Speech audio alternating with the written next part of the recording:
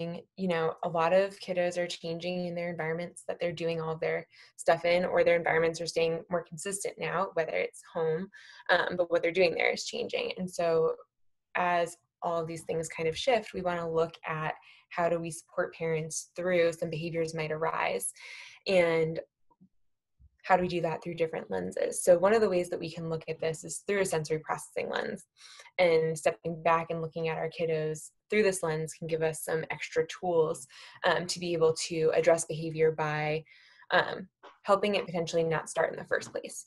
And so when we talk about behavior and sensory processing, we really talk about how can we set up an environment to set our kids up for success, whether it's through changing the sensory input that they're receiving or by changing the task that they're engaged in.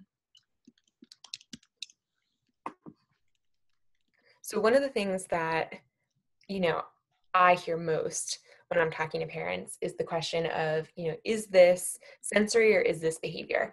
And there's never really a clear-cut answer of yes, this is sensory or yes, this is behavior. But what we can do is we can kind of tease it out of where did this behavior really start? And anybody that might have worked with behaviorists in the past have heard about behavior and the antecedents and the consequences that go with that. So what comes just prior to the behavior that kind of causes it, and then how do we respond to that behavior as the consequence, whether it's positive or negative. And so when we're talking about this sensory environment, what we really want to think about are those antecedents of behavior. So what came prior to the behavior that might have set up our kiddos so that they engaged in the behavior? What about the sensory environment might have ticked off this behavior to start, and how can we change that so that the behavior might not even occur in the first place. And so a lot of things that we see is, the thing that the child did is a behavior, but is it caused by a sensory kind of impetus, and how can we adjust that? So a lot of times what we see when kiddos act out in a way that is, through their behavior, is they're trying to communicate something to us.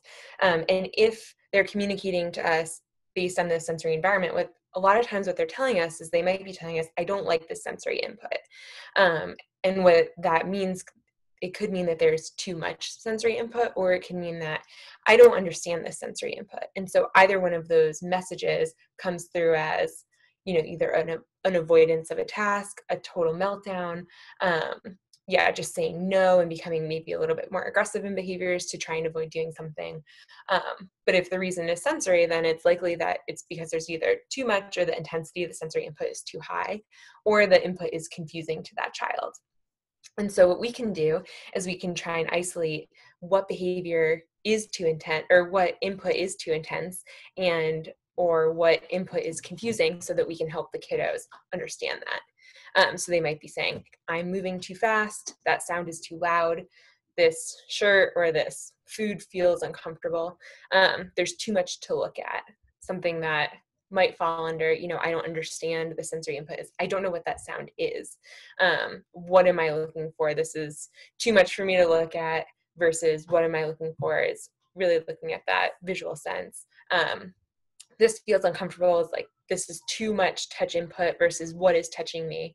Like, I don't understand, what's on my body, and that makes me feel unsafe. So when we're trying to kind of decode what the behavior might be trying to communicate, we really want to think about what that is in regards to the sensory input as well. And Jen, can you, for some of our newer participants, can you just quickly go over what sensory input is? And I apologize if you kind of already. No, that's okay. So in regards to sensory input, what we talk about is we think about all of the ways that we get information from our environment through our sensory systems. So we have the 5 systems that everybody knows about. So hearing, seeing, tasting, touching, smelling. And then we have 2 more that we talk a lot about as OTs. We have the vestibular system and we have the proprioceptive system.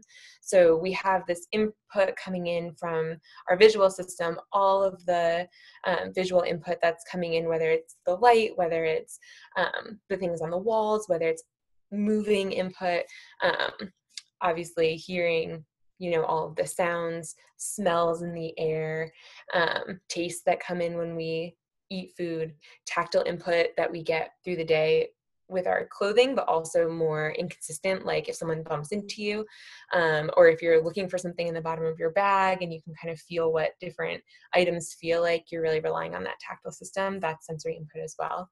The vestibular system reads movement input, so it helps us know where we are in accordance to gravity. So if we're upright or upside down, if we're moving fast or if we're moving slow. So the first two examples in black, like I'm moving too fast or I don't feel how my body is moving, are in regards to that vestibular system. So trying to understand that movement through space. And then the last system is the proprioceptive system, and that system reads input about how muscles and joints are oriented and how the body is kind of arranged in relation to itself. So for example, if I was going to put my hair up in a ponytail, I don't need to look and see where the back of my head is. I just kind of know where it is and when my hands are close. So understanding my joint position and how my body is arranged is that last type of sensory input. And so when we look at all these pieces of input, it's really important for us to consider each individual child, because the way that they process in each one of these systems can be different. So some kiddos might have difficulty processing through just one system and the rest are intact, and other people might have difficulty processing through multiple systems. And so what we're looking at is, on a case-by-case basis, how do they take in that sensory input? Is that helpful?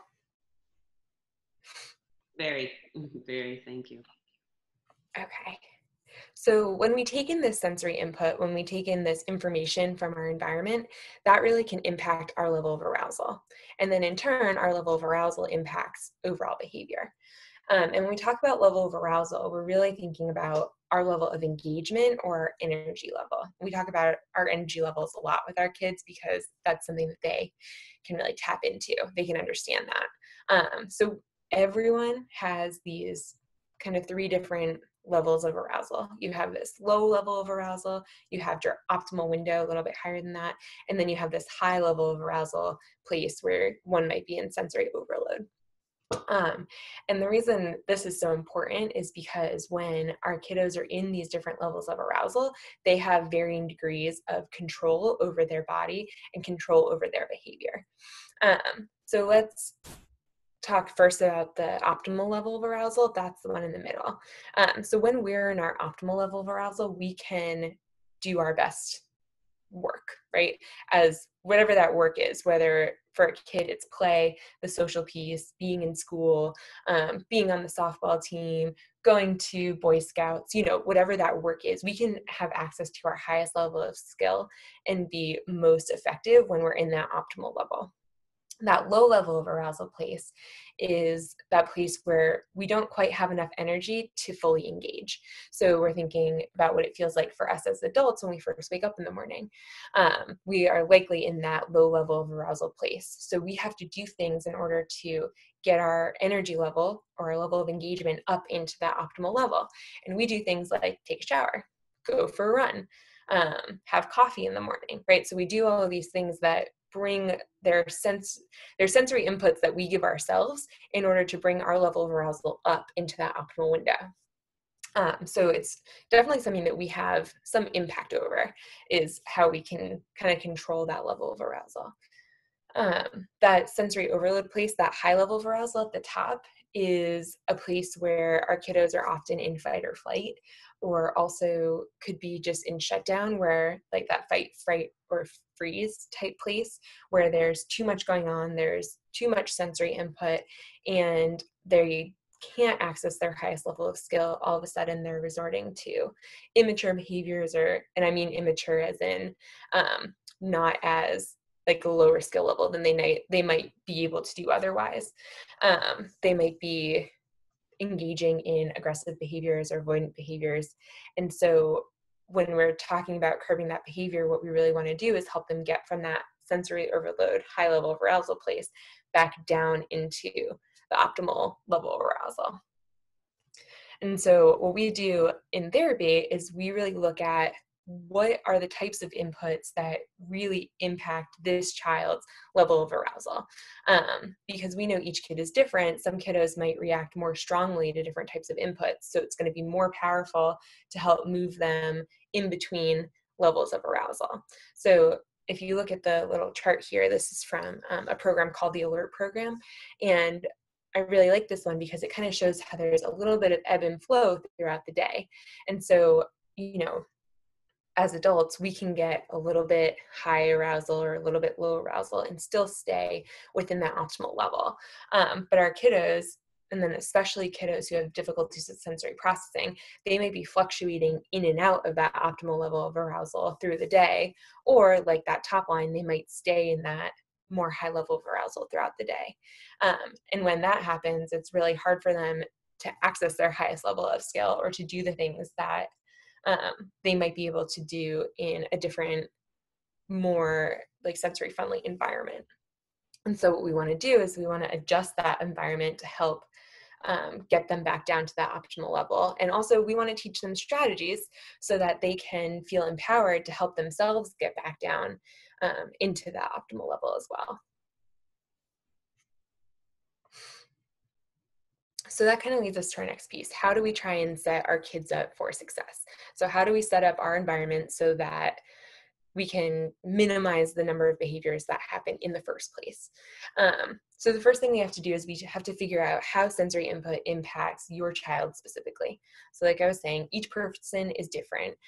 So we have to look at each case individually. So even as adults, we have a range of our own sensory systems that we feed in different ways that work for us. And we probably have a set of strategies that works for us individually. So I think about my husband and I, and our strategies are very different. I crave more sensory input to get me into that optimal place. I start lower than he does, whereas he needs to cut input out in order to stay in his optimal place. So he does a lot of, leaving his lights off in his office, using noise canceling headphones, whereas I'm the one that will get up in the morning and I gotta move first thing. So we know how to feed our sensory systems as adults, and so we need to really think about it with our kids and help them learn how to feed their sensory systems and help them out with that too. We have to take in consideration the child's whole day. So as we go back to this chart here, we think about the bottom where it says sensory events over time. And so our kiddo's day, or one single behavior might not happen in isolation. So we have to really consider what that child's day looked like over the course from the time when they woke up to the time when that behavior might happen. And so sensory experiences have a cumulative impact. So what might be the last straw that causes the meltdown or causes the behavior might be different depending on the day. So the way that we can kind of think about this is, say, a kiddo has a bank account and they start off with $5 in their bank account. Let's just call it as like a points. And when they have sensory input that's taxing, it withdraws money out of that account. And when we do things that give them sensory input that's organizing for them, that deposits money in that account. And let's just say that they're in their optimal window as long as they have money in that account. So they wake up with $5 and first thing they have to do is they have to brush their teeth and comb their hair, which for some kids automatically takes out $1 because they're sensitive to that input. So then they're at $4. Then they go downstairs for breakfast and they have a breakfast that they really like, and that's great. Then they go to school and they get bumped in the hallway, and that's overwhelming for them because there's so many people around. So then that takes off another $1. So now they're at $2 or $3. Then they get to go to recess and they get to swing and they get to climb, and that's great for them. So that deposits $3 more. So then they're up to $6 for the day. So we can see how it kind of ebb and flows based on what the kiddos have to do. In the afternoon, that kiddo might have music class and it's so loud for them and so busy that might take $4 away. So now they're back down to $2.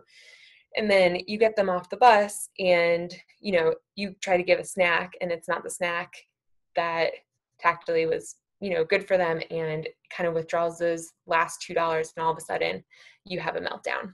Whereas that snack on a different day, if that kiddo still had money left in their bank, wouldn't have been a problem. So what we have to kind of think about is how can we deposit into that kiddo's sensory bank throughout the day, and how can we kind of take into consideration what we know are going to be withdrawals for that kiddo, and not put them right next to each other and kind of spread them out. And this is going to help us change how we schedule a kiddo so that we're kind of avoiding those meltdowns as well. And as we change the environment or the activity, we can change the amount of withdrawal that might be taxing on that kiddo, so that we would change the input to keep that kiddo in his or her optimal window of arousal. So, like we said, each kiddo's system is different. And so different kids are going to be more or less impacted by certain types of sensory input. So, for instance, someone might be really impacted by the tactile system, but not so much impacted by the visual system. Other people are going to be really impacted by the auditory system and not so much impacted by the vestibular system. So we have to kind of figure out what are the most powerful systems for those kiddos in that regard. But in terms of the input, there are patterns in what we know about which types of input are alerting versus calming. And so when we talk about alerting input, this is input that raises level of arousal. This brings level of arousal up. And so this is what we use if we're in that low level arousal place. It brings our level of arousal up, potentially into that optimal window. But if we're already in the optimal window, it could potentially bring us up into that sensory overload place. So we think about light touch, like tickling, bright light. Like for instance, in the morning, we turn on the lights after we wake up, right? Strong smells, that's our coffee in the morning a lot of the time.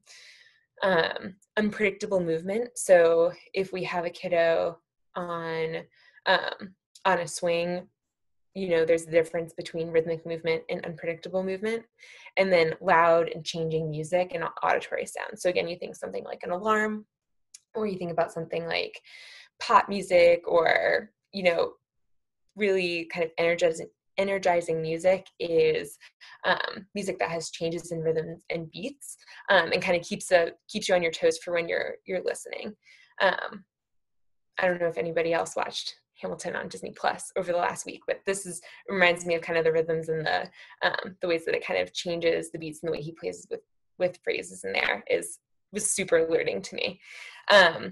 So that is in trend. We want to think about these in general. No matter who's getting this input, these types of inputs are going to be alerting.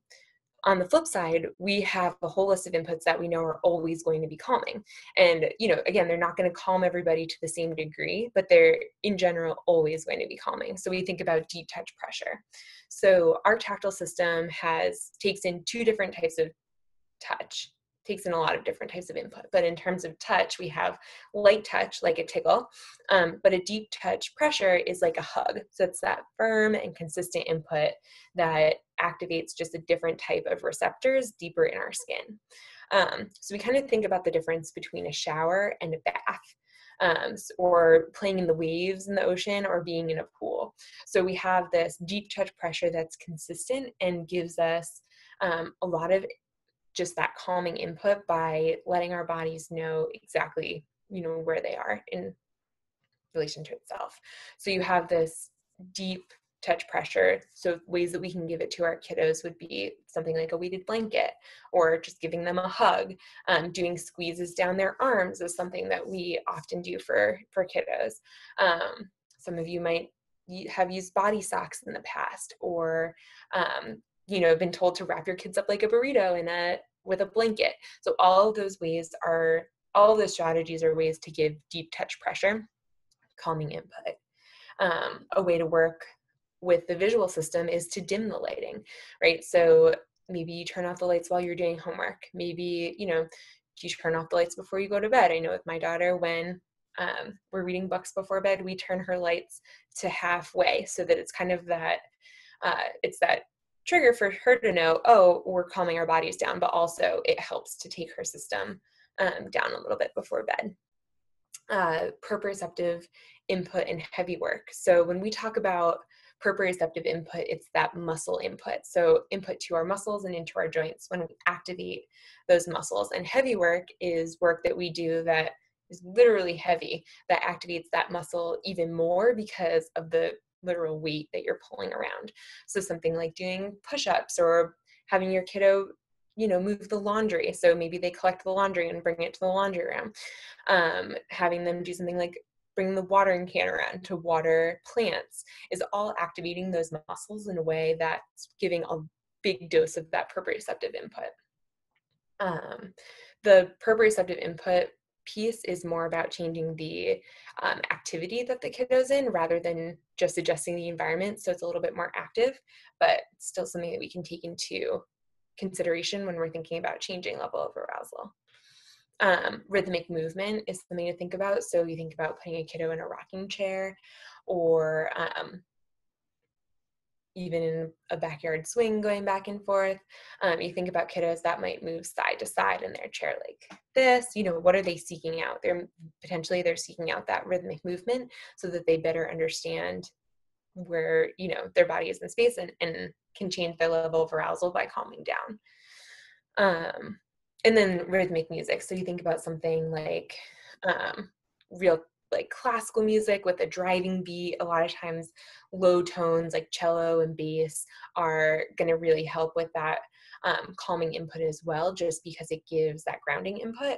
And then that rhythm helps our body basically know what is going to come next. So in general too, the calming input is going to be predictable, whereas the alerting input is going to be unpredictable and changing. So you have to be more on guard. And the calming input you can habituate. And when we talk about habituating, it's like that input comes in and goes to the background. So it's not something that we need to be really paying attention to. It's just something that we can count on happening and can kind of ignore after we get used to it. Jenna, you're probably going to get to this in your next slide, but it's worth just kind of pointing out and chatting about before you move on. A lot of this stuff are things that we do naturally as parents, and our parents did to us, and we don't even think about it. So I find the interesting thing for us to just think about as you continue going on is, how do we access these resources when our kid is in an overstimulated state, or when we've got 3 kids running around, I've got to get on Zoom calls for work, we got to get dinner ready, stuff is going on. How do I access these things that I know work because we do them naturally as parents? But right. Oh my God. Well, I think there's something to be said too, that a lot of these things are things that we do naturally when our kiddos are really small, like infant age and prior to 1 year, because it's really easy to rock them, right? Or really easy to dim the lights, or, really easy to pick them up and swaddle them and things. But they're not necessarily things that we do when our kids are older. And so I think really just thinking about in the moment when things seem like, oh my gosh, they're about to get out of control, almost thinking about it like, well, what would I have done when my kiddo was a baby? And then transitioning that thought into what is then appropriate for an 8-year-old. And so, yes, it's definitely more challenging when you're in the middle of your schedule through the day and there's, life going on, or you're in an environment that you can't control. Like say you're in Target, like you can't, dim the lights in Target, right? So what are ways that we can bring these types of strategies to a more individual level? So like, let's take the lighting, for example. If a kiddo is sensitive to light, making sure that you always have like a hat on you, so that there might be something with a brim, and, really working with kiddos to think about their own, be empowered to help their own sensory system. So thinking about, oh, do you have your hat in case it gets too bright, and kind of empowering them for that as well. But the big key of this is doing all of this before a kiddo is in that high level of arousal place, because it's going to be much harder for them to access at that point.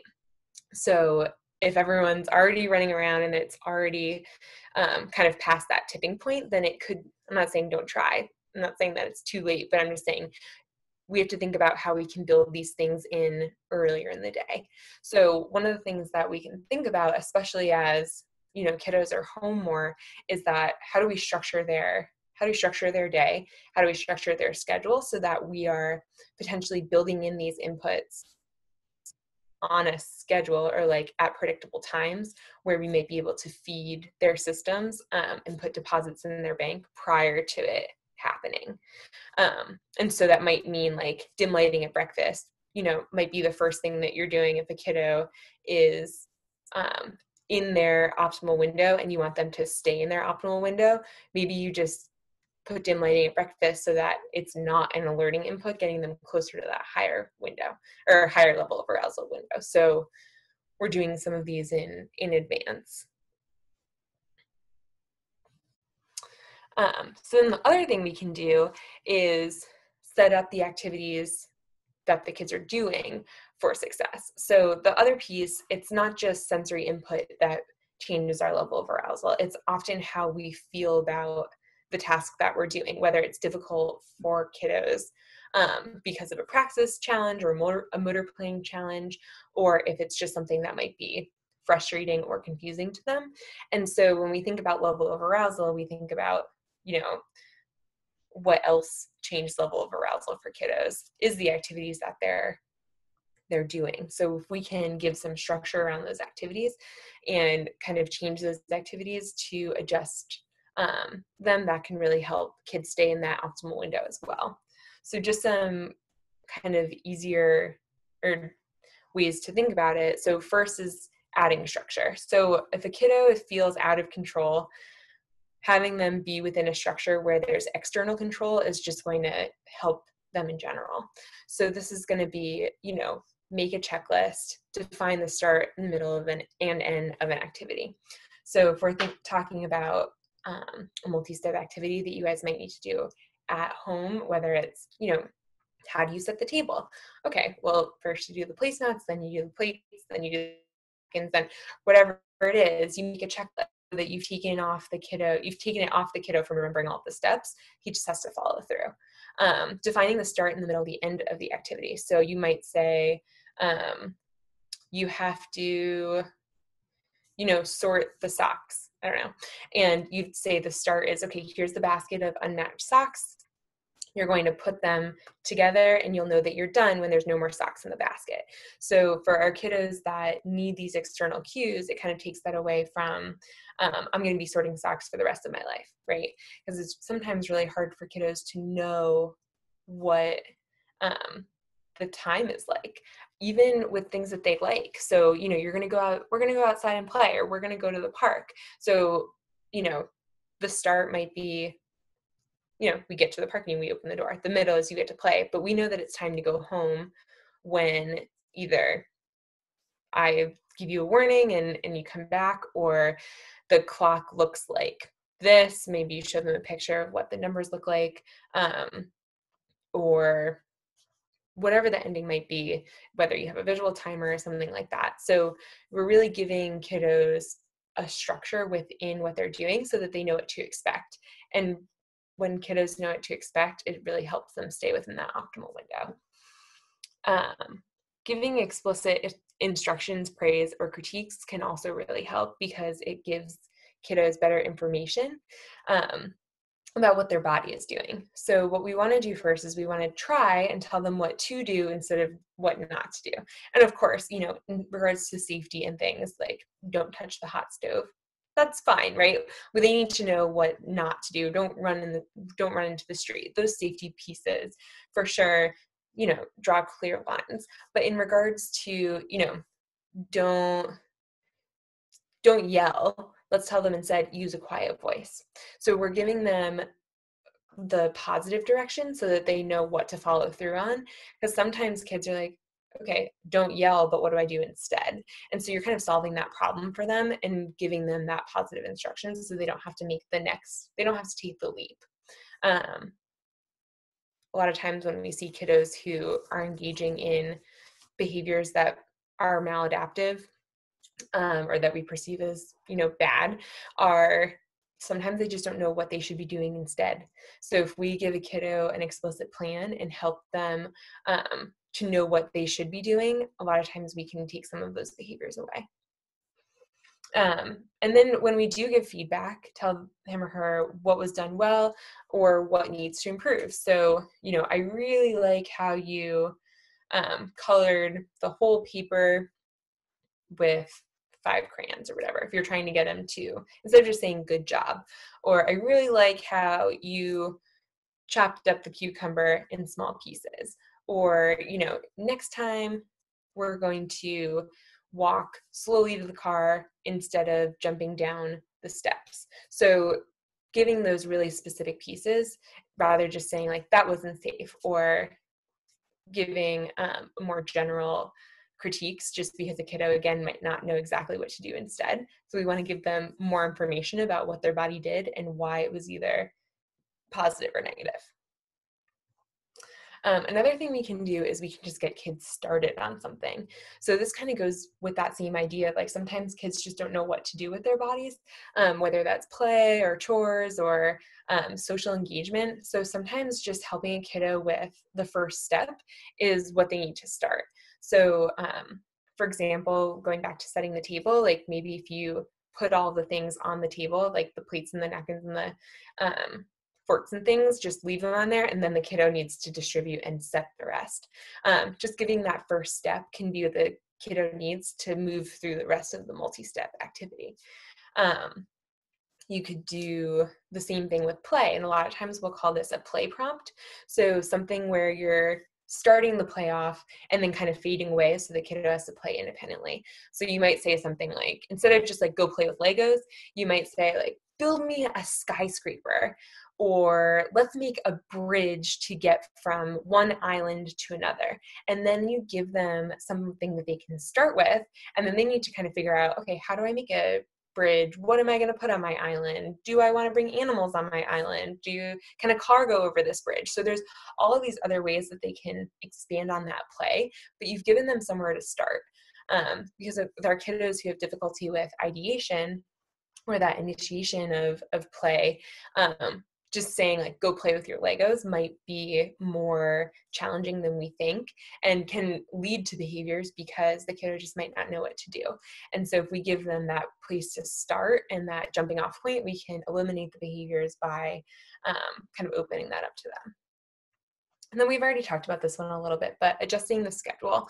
So if you know that your kiddo is sensitive to auditory input and busy environments, not that we're in a ton of busy environments right now, but say pre-COVID or hopefully post-COVID, you're not going to go to Target right before you go to a birthday party, because Target is going to be a busy environment with lots of auditory input that might be overstimulating for your kiddo, and will withdraw money from that bank, and then go to a birthday party that's going to be overstimulating and withdraw more money from that bank. And so you might end up with a meltdown at the birthday party.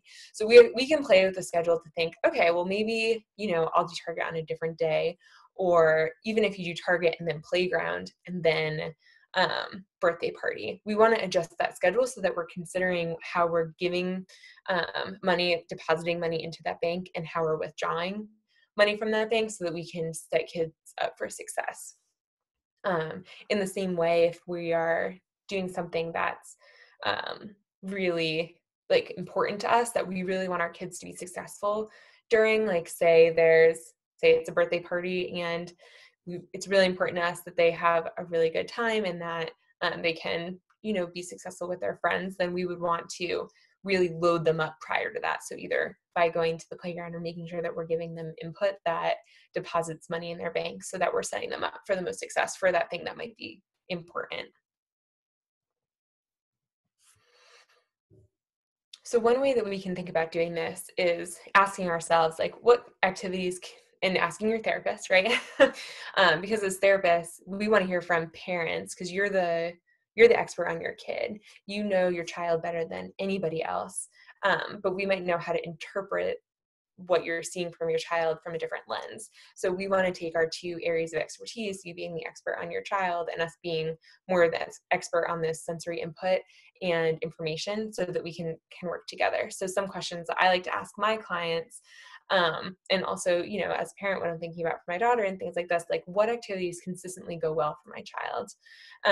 And when does my child seem the most comfortable? So if we're thinking about things like that, we're thinking about basically what types of things can we do to deposit into that bank, and what are they already showing us are places where we don't necessarily have behaviors.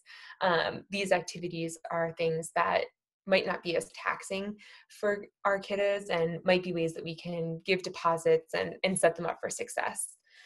Whereas on the flip side, we want to know what are the activities that are consistently difficult for my child, and when does my child seem the most uncomfortable. So we want to look at these patterns, and when we look at these patterns, then we can kind of figure out the best ways to adjust the schedule, or figure out the ways that input is either more or less impactful for the child.